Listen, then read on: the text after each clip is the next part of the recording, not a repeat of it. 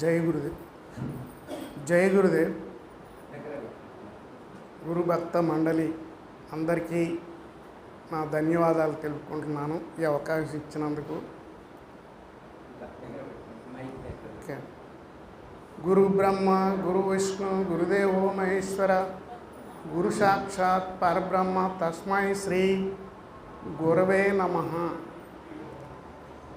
Sir చెప్పారు బుద్ధ పౌర్ణమి అని.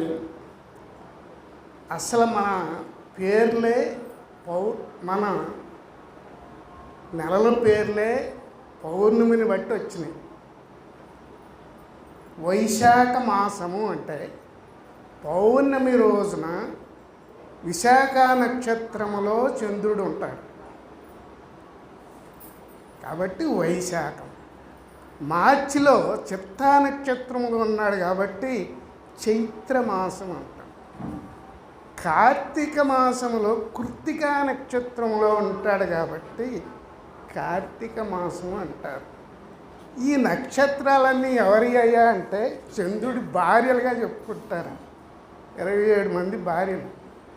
కాబట్టి పౌర్ణమికి నెలలకి అసలు మన సంస్కృతికి రిలేషన్ బాగా ఉంది. మనం జాతకాలు చూపించుకునేటప్పుడు కొంత ఈ ఆచారాలకు బాగా తెలుస్తుంది.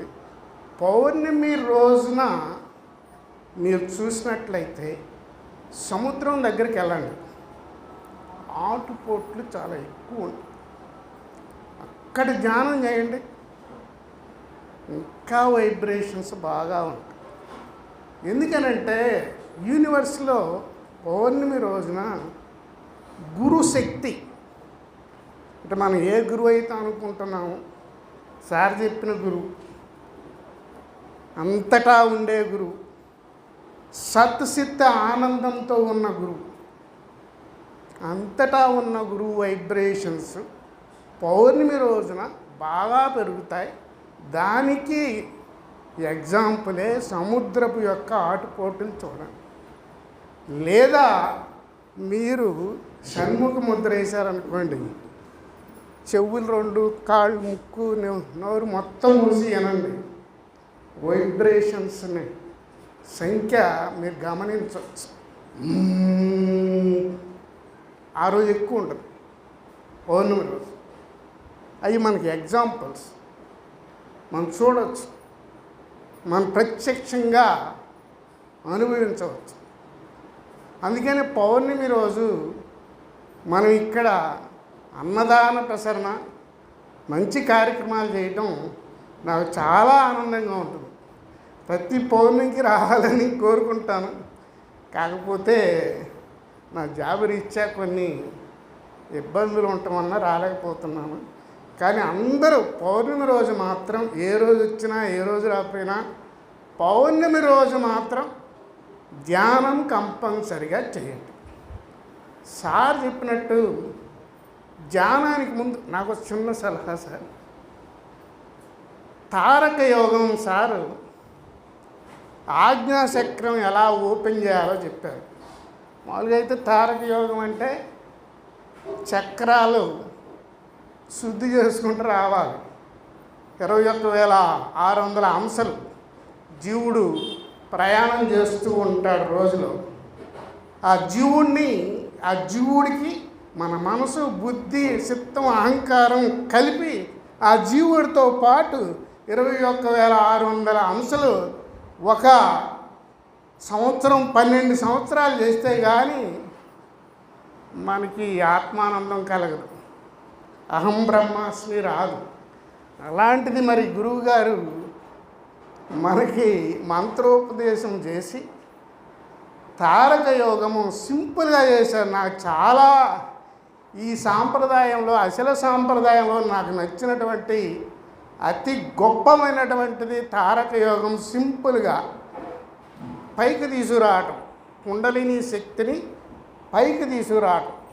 అది ఎలా అంటే చెప్పారు, మరి చెప్పచ్చా? దాన్ని ఇంకొంచెం ఈజీగా మనం నోరు తెరిచి అన్నాం అనుకోండి, ఇక్కడ అద్దం పెట్టామనుకోండి, మొత్తం చిందులు పడతాయి కదా. దాన్ని నోరు మూసి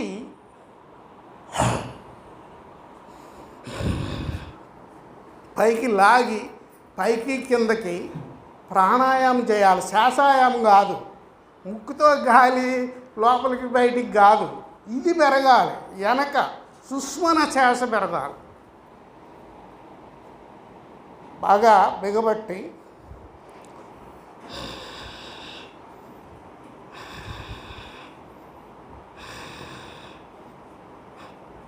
ఫస్ట్ రాను రాను ఆక్సిజన్ తగ్గాల, ప్రాణాయామం పెరగాలి.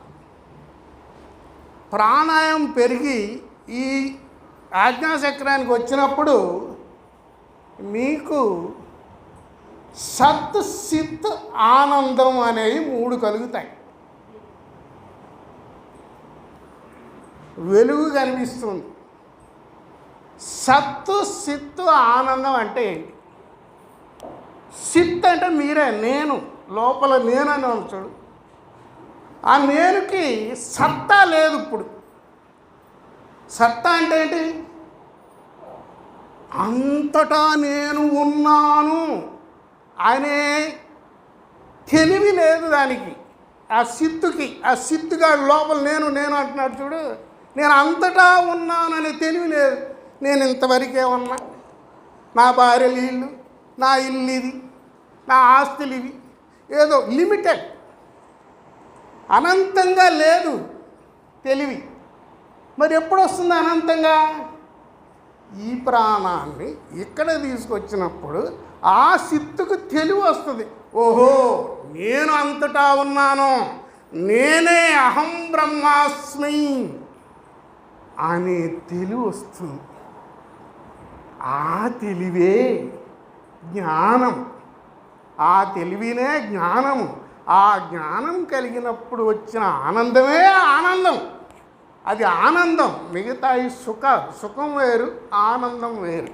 సుఖం అంటే ఏదో వస్తువు మనం లబ్ధి పొందినప్పుడు వచ్చే సుఖం. నేను ఫస్ట్ అనుకునేవాడిని, సైకిల్ ఎక్కేటప్పుడు స్కూటర్ ఉంటే బాగుండు అనుకున్నా.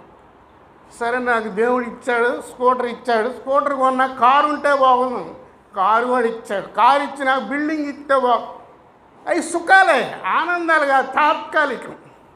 కానీ ఎప్పుడైతే మన కుండలిని శక్తి గురువుగారి చెప్పిన తారక యోగం ద్వారా ఇక్కడ చేర్చుకున్నామో, ఆ వచ్చే ఆనందం అపరిమితం, దాన్ని కొలవలేము.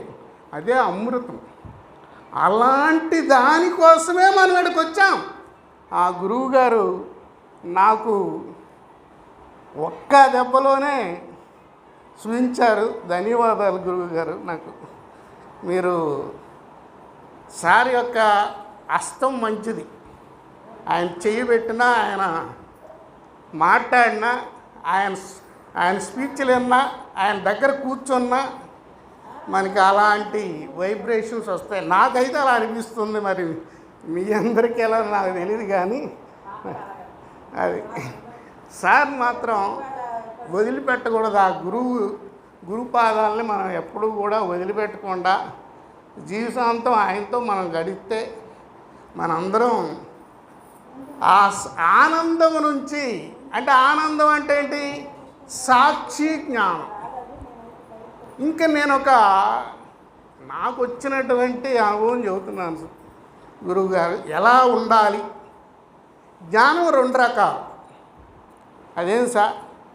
విశేష జ్ఞానము, సామాన్య జ్ఞానం. 2 రకాలు. విశేష జ్ఞానాన్ని అజ్ఞానం అంటారు, సామాన్య జ్ఞానాన్ని జ్ఞానం అంటారు.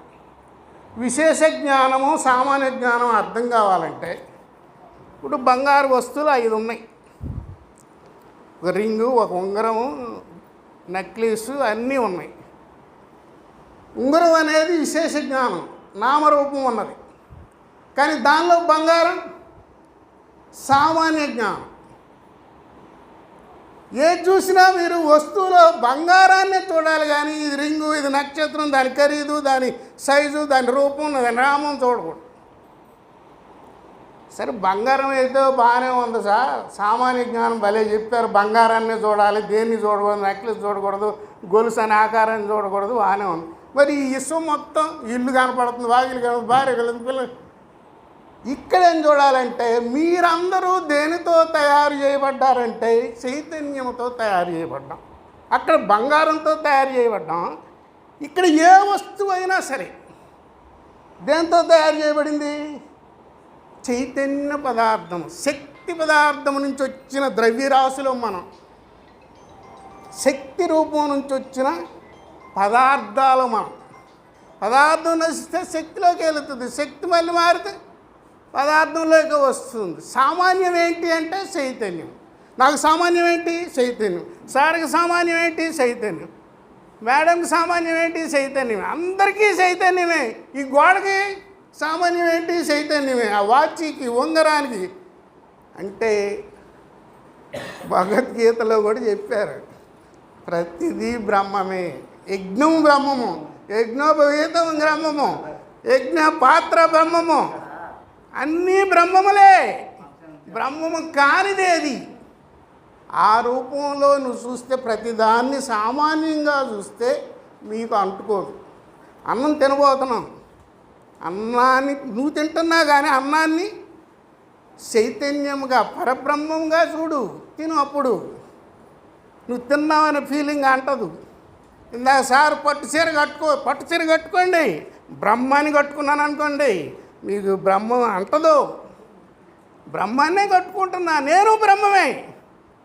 కట్టుకోకూడదని ఎవరు అంటారు? బట్టలు లేకుండా తిరగలేం కదా, ఫంక్షన్కి వెళ్ళాలి కదా. అంటే సామాన్య జ్ఞానములో బతికితే మీరు తామరాకు మీద నీటి బొట్టులాగా ఉంటారు. నా ఉద్దేశం అది. గురువుగారు అంతా చైతన్యం నుంచి వచ్చింది, చైతన్యంతోనే మనం నడపాలి కార్యక్రమం అంతా కూడా. అదే బ్రహ్మజ్ఞానం.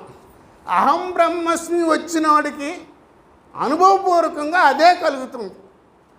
అహం బ్రహ్మస్మి వచ్చినాక తర్వాత అతను చూడ్డా, మైకిని చూస్తే మైక్ అనుకుంటాడా? అతను చైతన్యంలాగానే కనబడిద్ది. నన్ను చూసినా చైతన్యంలాగా, మట్టి చూసినా చైతన్యంలాగా కనబడిద్ది. అహం బ్రహ్మాస్మి వచ్చిన వాడికి ఏది చూసినా బ్రహ్మంలాగా కనబడితేనే అతను అహం బ్రహ్మాస్మి అని అవ్వాలి, లేకపోతే అది సాధ్యపడదు. నా ఉద్దేశం అది. అలా జీవిస్తూ ఉంటే దాన్నే సాక్షిగా బతకటం అంటారు. ఆ సాక్షిగా బతకటం అంటే అది. ఆ సాక్షి రూపం కూడా, ఆ సాక్షి కూడా పోయి అసలు సాక్షి, అసలు ఏమీ లేని స్థితి అసలు స్థితి. అది గురువుగారు ఎప్పుడో మాకు ప్రసాదిస్తారు. ఇంకా అంత లెవెల్కి నేను రాలేదు. అలా కోరుకుంటున్నాను స్వామి. నేను వచ్చేదే దానికోసం. ఆ సాక్షిత్వం కూడా పోవాలి. తుర్యాతీతానికి నన్ను తీసుకెళ్ళగారని ఆశిస్తున్నా. నేను తుర్యములో ఉన్నానని నేను భావిస్తున్నా. తుర్యాతీతానికి తీసుకెళ్తారని భావిస్తున్నా. తుర్యాన్ని అవస్థ అనకూడదు, తుర్యాతీత అవస్థలు అనకూడదు. అన్ని ప్రాణులు అనుభవిస్తేనే రోజు దాని అవస్థ అన్నారు. తుర్యము, తుర్యాతీతం, తుర్యావస్థ, తుర్యాతీత అవస్థ అనకూడదు. నాకు తెలిసి ఏ అవకాశం ఇచ్చిన గురువు గారికి అందరికీ ధన్యవాదాలు తెలియజేసుకుంటూ సెలవు తీసుకుంటాను. దయాంతర సద్గురు బ్రహ్మ మహారాజ్కు జై. వీరిది మీ అందరికి తెలుసు, గుంటూరు. వాళ్ళు కెమిస్ట్రీ లెక్చరర్గా చేశారు, ప్రిన్సిపాల్గా కూడా చేశారు గవర్నమెంట్ కాలేజీలోనే. వారు ఇంకా 3 years అయితే రిటైర్మెంట్ అవుతారు. 2.5-3 yearsలో రిటైర్మెంట్ ఉంది. అయితే రిటైర్మెంట్ అయ్యే లోపల ఒక మంచి గురువుగారిని సెలెక్ట్ చేసుకొని ఆ గురువుగారి దగ్గర ఉపదేశం తీసుకుంటే రిటైర్మెంట్ తర్వాత మంచిగా సాధన చేయొచ్చు, ఆ జ్ఞానాన్ని సంపాదించుకొని నలుగురికి అందజేసి, నలుగురిని కూడా కర్తవ్యోన్ముఖులను చేసి ఎంతో కొంత ఈ సమాజానికి సేవ చేయాలి అనేటువంటి లక్ష్యంతో మరి వారు యూట్యూబ్లో చాలామంది గురువులను సెర్చ్ చేసిన తర్వాత మన ఆశ్రమానికి వచ్చారు. మన బుక్స్ కొన్ని తీసుకెళ్లారు. తర్వాత ఒకరోజు వచ్చి మరి ఉపదేశం తీసుకొని వెళ్ళారు. అంటే వారు గుంటూరు నుంచి ఇక్కడికి రావటం అంటే ఉద్యోగరీత్యా కూడా చాలా ప్రెజర్ ఎక్కువ ఉంది. అందువల్ల వారు తరచూ ఎక్కువసార్లు రాలేకపోతూ ఉన్నారు. ఇక రిటైర్ అయిన తర్వాత ఇక్కడికి ఎక్కువసార్లు వచ్చే అవకాశం ఉంటుందని నేను అనుకుంటూ ఉన్నాను. ఇక్కడే ఇల్లు కూడా తీసుకున్నారు కదా, ఇక్కడే ఇల్లు కూడా తీసుకున్నారు. ఇక రిటైర్మెంట్ తర్వాత గుంటూరు నుంచి ఇక్కడికి షిఫ్ట్ చేస్తారు. వాళ్ళ పాప కూడా ఇక్కడే ఉంటుంది. అయితే వారికి ఉపదేశం తీసుకోకముందే సాంఖ్యం, తారకం, అమనస్కం వీటన్నిటికి సంబంధించినటువంటి ఫుల్ నాలెడ్జ్ తోటి ఇక్కడికి వచ్చారు. ఉపదేశం తీసుకోకముందే వారికి మనం చెప్పుకునే ఈ బ్రహ్మాండ పంచీకరణ, పిండాండ పంచీకరణ ఇవన్నీ వారికి అవగతమే. ఇవన్నీ వీటి మీద రీసెర్చ్ చేశారు. అయినా కానీ కొంచెం అక్కడక్కడ గ్యాప్స్ ఉన్నాయి. ఆ గ్యాప్స్ ఫుల్ఫిల్ చేసుకోవాలి అంటే ఒక గురువు ఉంటే బాగుంటుంది అనేటువంటి ఉద్దేశంతో మరి ఇక్కడికి వచ్చారు. మరి ఇక్కడ ఉపదేశం తీసుకోవడం జరిగింది.